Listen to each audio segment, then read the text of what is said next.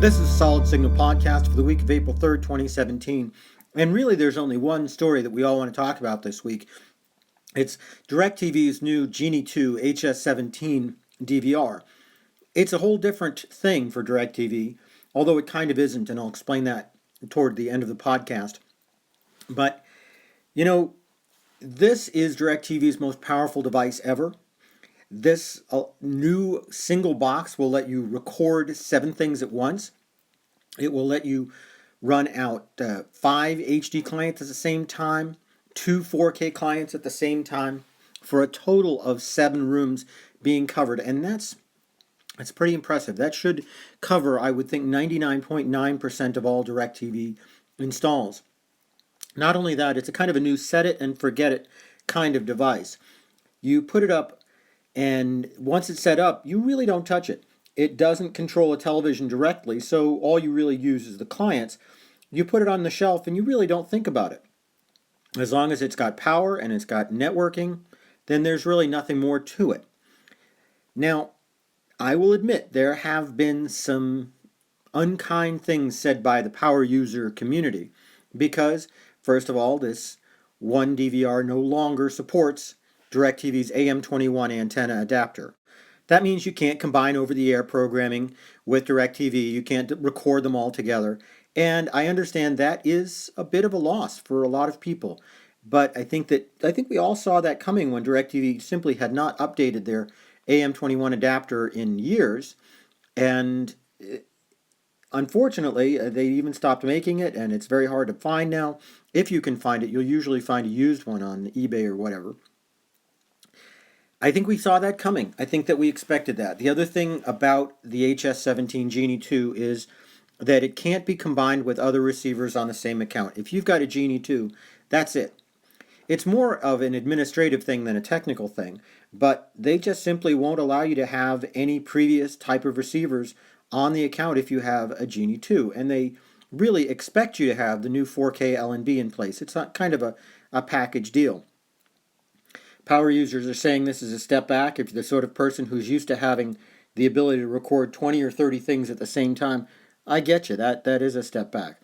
But you are part of the 0.01% of DIRECTV users who do that. That's cold comfort, I understand, when you were hoping that you were going to get something really comparable to Hopper 3, which Dish's Hopper 3 system records 16 things at the same time, and with an upcoming multi-switch, you'll be able to have 2 of them in the house for 32 tuner, 32 room capability. That's quite a bit more than DIRECTV offers.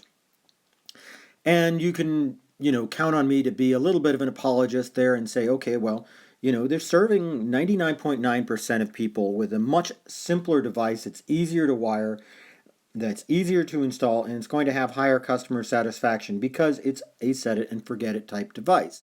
And while I will say that I've never gotten any indication from DIRECTV or AT&T staff that they will allow multiple HS17s in the home, nothing is impossible. And it's also worth noting that the HS17 actually has a total of 15 tuners that are built into it, and really 3 of them are used for future 4K stuff. But that leaves there's 4 tuners out there that are doing absolutely nothing, and there's nothing to say they couldn't be turned on at some time in the future.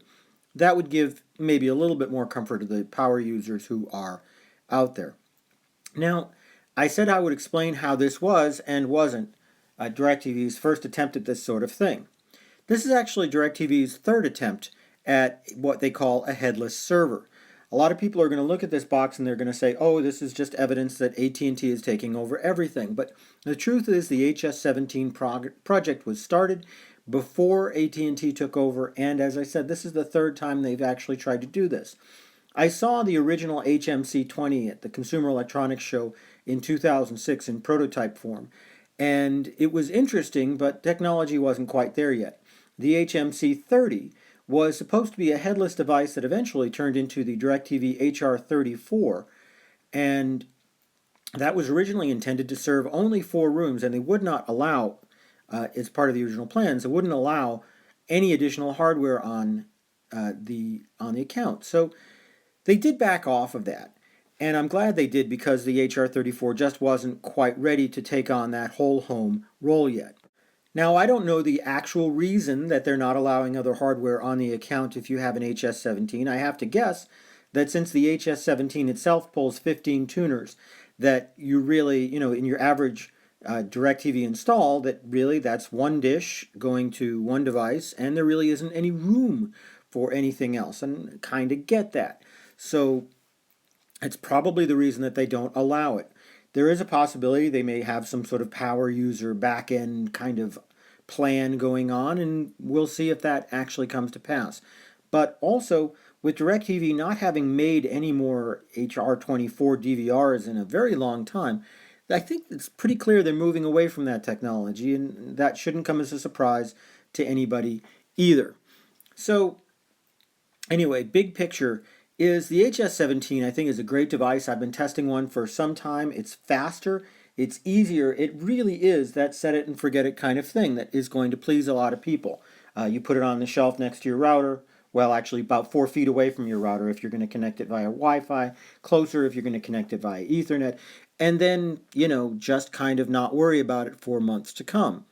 That's a good thing. That's a good thing for installers. It's a good thing for techs. It's a good thing for the call centers. And as I said, for 99.9% of users who will be satisfied with 7 rooms, it's a good thing there.